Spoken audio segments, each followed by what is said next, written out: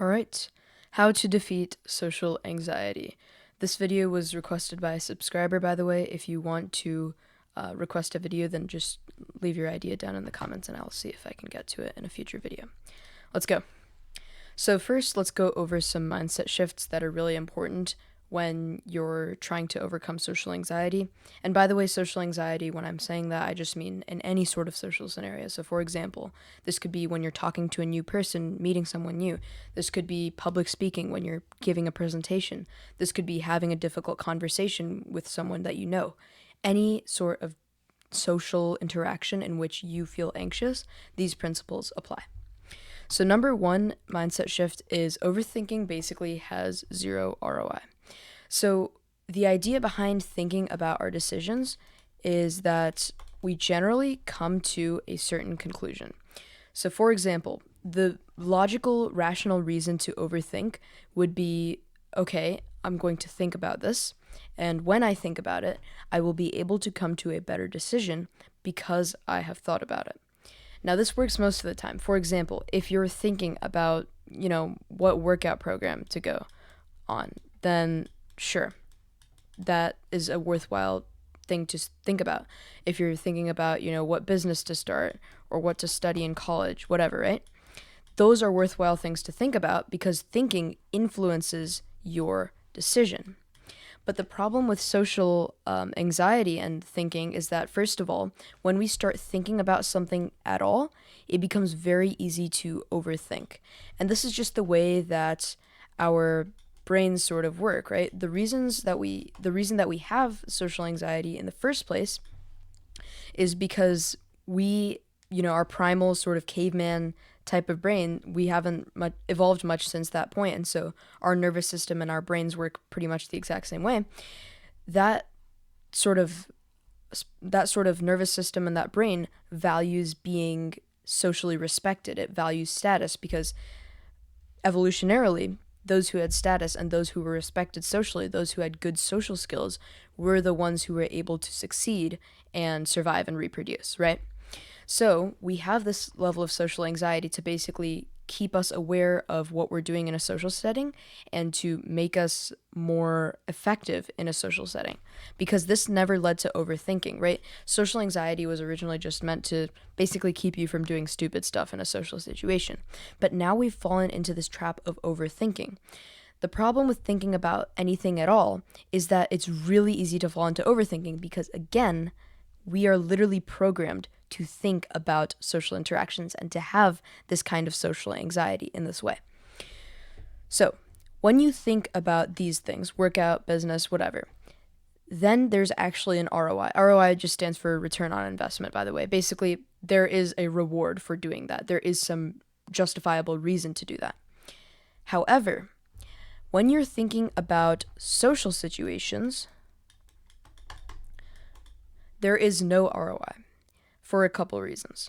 First of all, the only thing you would possibly think about in a social interaction is how you would go about it, right? You already know, okay, who you're talking to. You already know what you're talking about. Literally, the only thing that you could overthink about or plan about is just what words you are going to say. And the problem with this is that you can get stuck in such a big trap if you're trying to constantly rehearse, oh, okay, I'm going to say this thing and then this person's going to say that and then, oh yeah, then this will happen, so then I'll say that. First of all, that's not how life works, right? Things are just going to get in the way and you're not actually going to be able to have a conversation go the way that you want it. And second of all, you're just going to come off as awkward, right?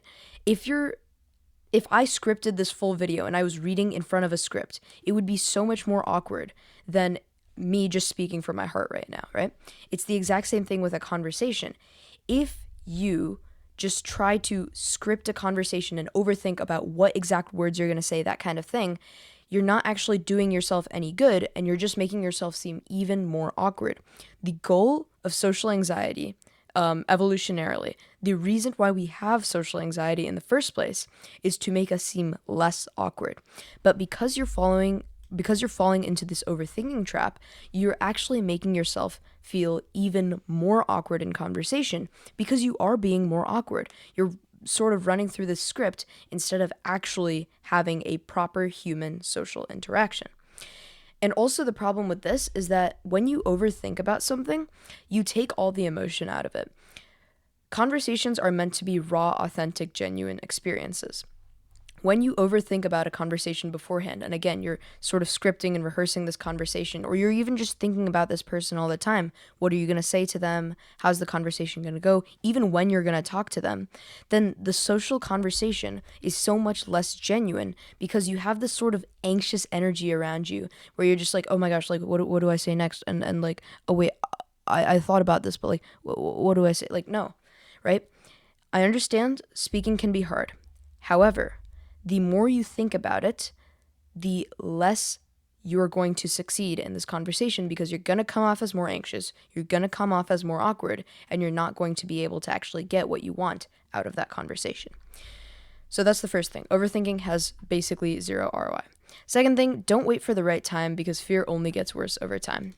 So a lot of people, especially with like very difficult conversations, like, you know, meeting a new person, that's like a difficult conversation because that's a stranger. It's not just like, oh, hey, how was your day and how was your weekend? Like, that's more of a difficult conversation. Or maybe you want to talk to someone about something serious. Maybe you feel like there's a problem going on and you want to address it, whatever, right? Difficult conversations, especially, this really applies to. And I actually have a story for this. So when I was about 11 years old, I was really into skateboarding. Okay, so imagine this is my skateboard and this is little me on my skateboard. So I just used to like go around my neighborhood skateboarding on the sidewalk. And then one day my parents decided to take me to like a skate park. So I've never been on like a ramp before. So I went to the skate park. So now imagine there's this really, really big ramp, right? This massive ramp. Imagine this is like 8 feet tall or something, right? And then there's this little ramp that, I kid you not, is like that steep. Compared to my body, that's about how steep it is. Okay, compare this to this. So naturally, we get to the skate park, and I'm going to start on this slower ramp, right? Because, you know, we start off small and we start off slow. So I'm there, okay? Getting ready to go. I've got my elbow pads, knee pads, everything, helmet all on. I'm ready to go. So I stand there.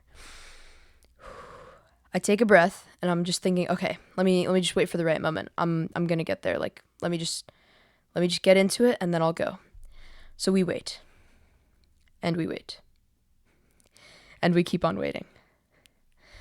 I end up spending not 10 minutes here, not 20 minutes, not 30 minutes. Not even an hour. I spent 1.5 hours here, just standing here on this little ramp in the skate park, just occupying the space. Literally, other people came to the skate park. They couldn't even use this ramp because I was just standing there and I was too scared to actually take action because I was scared and I was just thinking, okay, I'm just gonna wait for the right time. It's gonna happen.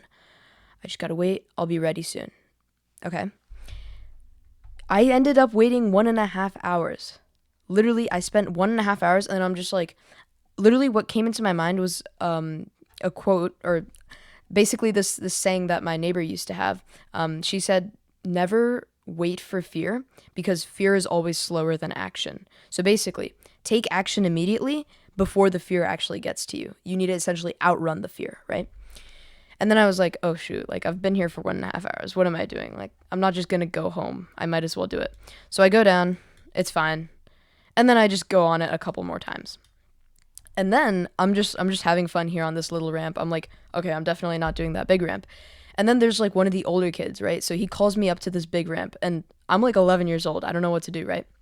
So I go up on the big ramp, and he's just like, okay, go. Like, just go. So I have the social pressure of him like saying, go. And then also I came to that realization earlier of like, I can't just keep waiting. I know that doesn't work. So then I just go. And yeah, I fall down, whatever. But I realized it's not even that bad. Like, I didn't get hurt, you know, it was just a normal experience.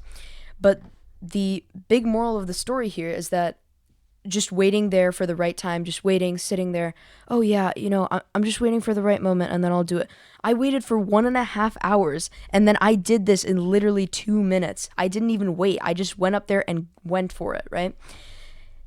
Just waiting for the right time has so many problems with it. First of all, the right time never exists, right? Let's say you want to maybe talk to your parents about something. You feel like you want to change a decision that you made or something like that. You feel like you want to talk to your parents about something important, and it's a difficult conversation that you need to talk to them about. You're going against them, maybe it'll get into an argument, whatever.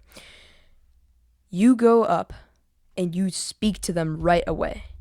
What you do not do is say, "Oh, but today was a really busy day for them at work and I don't want to disturb them more." And today was a really nice day at work and they didn't have much work and now they're so happy and I don't want to ruin their mood. And I'm a little bit busy right now and we're going to go out in like 30 minutes and I don't have time to finish this conversation in 30 minutes.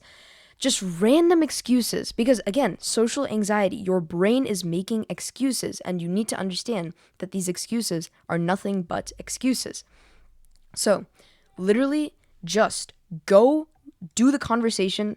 Don't wait any longer. Don't be like me who waited 1.5 hours before doing the little kiddie ramp, okay? Just go for it, okay? Circumstances will never be perfect. You will always have some sort of little imperfection in your brain to sort of worry about, and it's not going to actually be a big deal. What matters is your conversation and what you're talking about, not the circumstances or anything like that, okay? So that's the second thing. Don't wait for the right time, because the longer you wait, the more and more scared you get. The longer I waited here, the more scared I got, until eventually I just went for it, right? The longer you wait, the more scared you're going to get, the more awkward and anxious you're going to come off in conversation, and the worse you're going to be at just being a social human and just having speaking skills. Okay, third one, just speak your mind. Most people are NPCs anyway. This is a really important one with social anxiety, because I feel like a lot of people struggle with social anxiety primarily because they're trying to imitate a certain persona, or they think that they should be a certain way in conversation when they actually should not. This world and all of social life, being a human, has value because you are unique. Okay? If we were all carbon copies of each other, then this world would be so boring, right? Everyone is the exact same person. That's so boring. So, understand that putting a mask over yourself and just trying to act like someone else and, put a filter on your words. Obviously, there's some things that should have a filter put on them, but do you get what I'm saying? Like, second guessing your thoughts. If you feel like a friend's doing something wrong and you want to call them out for it, right? Don't be like, oh wait, but actually I shouldn't, because I need to be jolly and helpful and really nice friends. No, like, be yourself, right? If everyone was jolly and helpful all the time, this world would be boring. Everyone does this. And so you need to not be afraid of being yourself. If you have a thought and if you feel like saying something, you should not inhibit yourself, okay? And this second point, most people are just NPCs anyway. So if you're like someone with a bit of a more unique personality, most people won't even realize. Like, let's say, you're super interested in like this one topic. Maybe it's like space or whatever, right? Let me draw like a planet. Let's say you're really interested in space, and then one day your friend is like, "Oh, like Saturn actually doesn't have rings," and you're like, "Bro, what are you talking about?" And then you just go on a rant. No one really cares, bro. Like, you might be thinking, "Oh no," but like people around me will think I'm a nerd for thinking about space, and it's, bro, most people are NPCs anyway. They're all just like on their phones, right? So like they're all just scrolling. No one actually cares, right? So just do what you want to do. It's so simple. And the more you do this, the easier it will get, because you'll understand that it's okay to be yourself. You understand? It's so hard in the beginning because you feel like you need to be perfect. You need to be someone else. And because of that, you're stuck in this social anxiety and you're not actually able to even do anything in the first place. It's perfection paralysis, right? When you just accept it's not going to be perfect, I'm just going to do what I feel like in a social interaction, Even if you mess up, even if you say something completely weird, no one's going to care. Most people are NPCs anyways. They're just going to forget and move on. And you will have gained the experience that it's okay to be myself and to make mistakes and move on. All right. Finally, what do you have to lose? Every conversation is an opportunity to get better. So the way I like to think of this is kind of like with gym workouts, right? I have a question. Let's say you have a fitness goal. You know that you're really bad at fitness, you're weak, you're overweight, whatever. You go into the gym and you go in there with so much pressure on yourself. I have to do the perfect workout. I have to lift the heaviest weight. I have to do all this perfect, perfect meal, nutrition, timing, whatever. And then someone next to you in the gym who's more experienced, they're going to be looking at you and they're going to be like, what are you doing? Like, that's not how it works, right? You just kind of go for it and then just see what happens, right? This is the exact same thing with anxiety. If you have a gym workout that's okay-ish and not perfect, what do you have to lose? The whole point of a gym workout is to get better and better and better and better. And it's the same thing with every conversation. Every conversation is an opportunity to continue improving your social skills more and more and more and more. Don't have so much pressure on certain conversations to be like, this is it, like make or break. Like, no, you're going to go to the gym tomorrow. You're going to lift the same weights again tomorrow, and you're just going to have the chance to do it all over again, right? Have that kind of energy when you're going into a conversation. Now, I understand conversations are not the same thing as gym workouts, where like gym workouts are extremely repetitive, whereas conversations are more unique in their nature and they're more one-off. But have that same energy when you approach a conversation.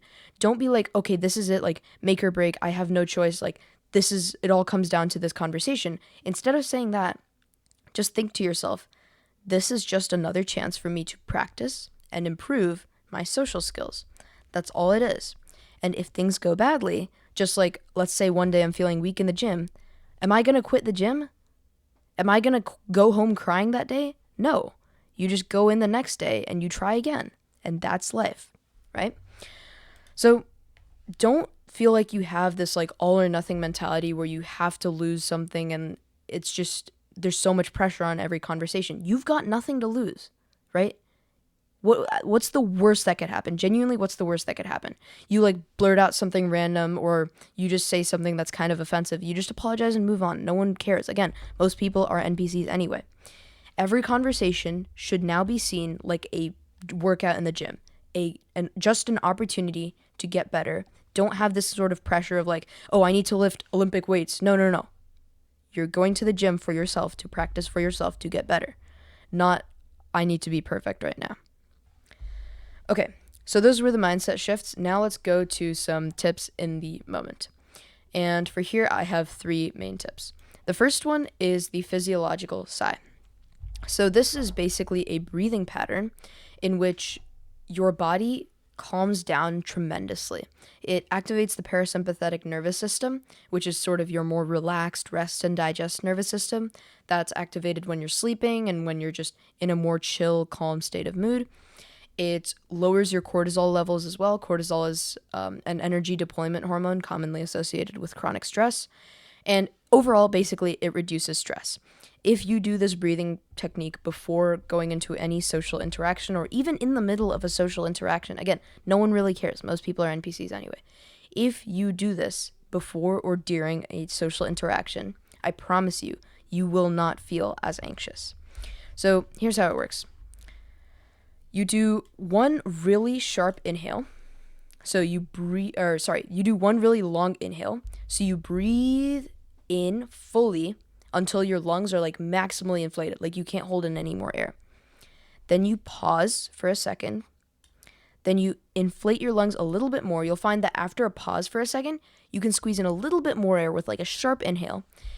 And then you let it all out super slowly through your mouth, right?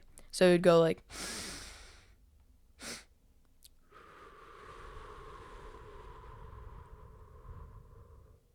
that, right? So you breathe in fully, slight sharp inhale after that, after the pause, and then super slow exhale. What this does is that sharp inhale is really effective at calming down the central nervous system, and this long air exhale actually slows down your heart rate because of the way that your diaphragm and your breathing are related. So basically, when you breathe, that influences your diaphragm, which also influences the state of your heart. Like your heart physically gets smaller or larger when you are breathing, and then that causes your heart to compensate with a lower heart rate. Essentially, doing this lowers your heart rate, calms down your central nervous system, so you're going to be less physiologically stressed in the moment. By the way, more stress protocols like this are in the stress management guide of my full mental health book. It's one of the chapters, and we go in depth on protocols like that. Next one, speak louder and slower. Simple. When you are nervous, you have the tendency to want to get things over with, okay? And by the way, at my school, I'm on the speech team, right? So I'm really familiar with these kinds of things. Whenever I mess up during my speech, whenever I say a line wrong or I forget a line, whatever, I'll instantly notice, and I notice this with everyone else. Even, okay, let's say my time is normally like 8 minutes on the dot for saying my speech, right? We time our competitions, whatever. Let's say I have a 10-second period of forgetting where like I say my line and then I just forget for 10 seconds and I'm just staring there like for 10 seconds. Okay? And then I remember again and I start going. What do you think my time would be then? It would go from 8, which is a perfect time, to 8 minutes, 10 seconds? No. It would not. It would go from 8 to probably more like 7:50, I would say. Why? Because I got nervous after I blanked for 10 seconds. And as a result, I started going faster. Okay? When we are nervous, we speak much, much faster. This is for a couple reasons. First of all, you feel like you may be interrupted in this conversation, especially if it's with someone who you perceive as better than you, such as an authority figure, teacher, a coach, an elder, a parent, whatever. In these cases specifically, but also any case where you're nervous, you feel like the other person is above you and that they're judging you and that they're passing judgment over you. As a result, you feel the need to quickly express yourself as fast as possible with these really fast sentences, and I just want to get my point across, and please don't interrupt me, let me just say what I want to say, right? Because you feel like they're going to dominate you in the conversation. You feel like you're not going to get your chance to actually speak and express your opinion. So, as a result, you speed up. Also, you just speed up because you want to get over with the interaction in the first place, right? The faster that you go through your sentences, the faster you can be done with them.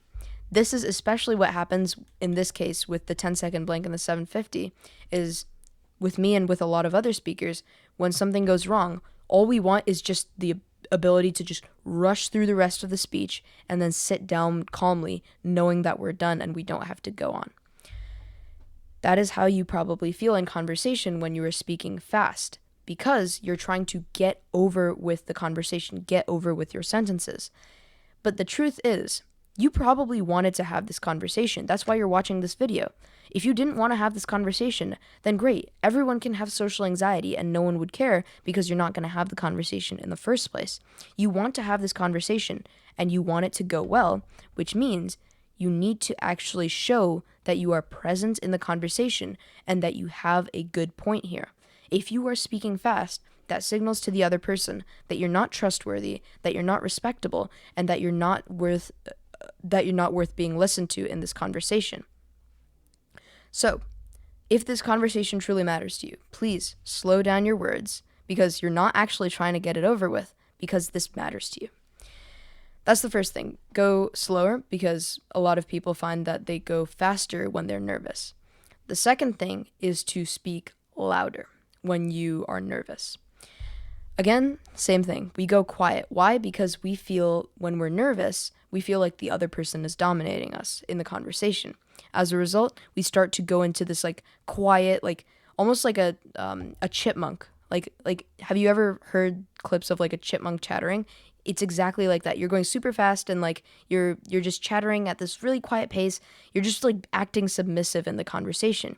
You don't want that, right? You want to be holding your ground in this conversation and actually talking with the respect that you deserve. So, you'll find your voice naturally quiets down. This happens to even the best of the speakers. The difference is whether you let it stay quiet or whether you remind yourself to raise the volume of your voice again. And in doing so, you compensate for that. So your voice goes down, but then you purposely raise your volume a little bit higher than you would normally. And what that does is it sort of balances it out. So that's the second thing. Speak louder and slower. The third thing is to make sure you're actually listening. And this kind of goes back to the overthinking thing that I was talking about earlier. A lot of people find that when they are in a conversation where they're feeling especially socially anxious, that they are no longer listening to the other person, and instead, they're simply left thinking about what they want to say. Okay? Let's say you're asking your teacher for a grade bump, okay? You want an A and you have a B, so you want to go from a B to an A. When you're talking to your teacher, you are going to be thinking about your grade. You're not going to be thinking about what the teacher is saying in the moment. You're not going to be trying to understand their perspective. You're literally just thinking about, what am I going to say? And oh no, am I going to get my grade? And oh no, this can't be happening, right? Your social anxiety is hindering your performance in this conversation because you're not actually listening, okay? You're talking like someone who has noise-canceling headphones on, can't hear anything the other person is saying, and is just talking their minds off, right? Do you think that would be a good conversation? Probably not, right? So, when you are in a conversation, listen to the other person, because the whole point of a conversation is that you're speaking and you're listening. You're giving and you're taking. And when you are listening to the other person, you'll also sort of remove a bit of the social anxiety as well, because you'll find that the other person makes mistakes too, right? No one is perfect in their social interactions. You'll find that the other person has their own perspective, and you can start to realize, yeah, like this person kind of has a point, and oh yeah, like maybe it's okay to open up a little bit more in social conversations. So be open to listening. Don't fall into the trap of like just anxiously getting trapped in your own thoughts. Oh my gosh, what am I going to say? And you're just constantly ruminating about what you're going to say next and about the issue at hand. Listen to the other person's perspective and have a genuine conversation where both of you are giving and taking, listening and speaking. This will improve your interaction in both its quality, because people can tell when you're listening and when you're not listening, right? People can tell whether you're present or whether you're thinking about something else. You're daydreaming. People can tell. Even if you're looking at them and you're just looking at them, maybe nodding a bit, maybe smiling sometimes here and there, they can still tell. Just by the look in your eyes, they can tell whether you're actually listening or just putting up a front, yeah, and I'm just thinking about something else the entire time. So it'll improve the quality of the conversations, and also it'll be more likely that you actually get the outcome that you want from the conversation. When you listen to your teacher, she's going to see that you actually respect her and care about her opinion, and so she's going to be more likely to actually round you up to the A, as opposed to if you were just focused on, what am I going to say? What am I going to say? I need this A, I need it, right? So make sure you're listening and actually having a proper human conversation, all right? Last thing, top link in the description is my full mental health book. So today we talked about social anxiety and stress in social situations. My mental health book called The Calibrated Mind, you can find it on Amazon if you just search up my name. and it's also in the link in the description. That has a full stress management chapter, and we talk about stress management in social life like we did today in this level of detail, literally with these kinds of mindset shifts and protocols to help you override social anxiety, not just in the context of stress in social situations, but also how your social situations can actually help you combat stress, how to organize your social life to have minimal stress outside of your social life. All of these little things within just social life and stress. And by the way, that's only a small portion of the stress management chapter. We talk about long-term stress, burnout, chronic stress. We talk about short-term stress as well. What actually causes stress? What even is stress? Physiological stress as well as psychological stress. Daily practices that you can do to make your work feel less stressful. And that stress management is just one of the 6 chapters in this book. There are 5 other chapters going through all the different capacities that you need to know about on mental health, and exactly in this level of detail, protocols on how to improve your mental health in all of these 6 aspects.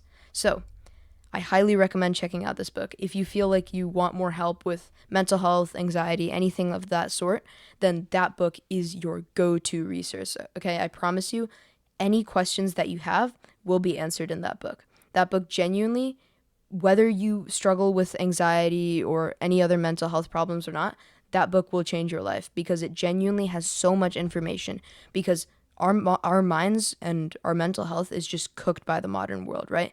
Whether you like it or not, whether you understand it or not, your mental health is a fraction of what it really could be. And in this book, I go in-depth protocols on not only how you can avoid damage from the modern world, but also how you can heal your mental health from the modern world and reclaim it. So, if you're interested in mental health, if you feel like this video has helped you, if you want to improve your mental health in any way, then I highly recommend checking out that first link in the description. That's all for the video, and I will see you in the next one.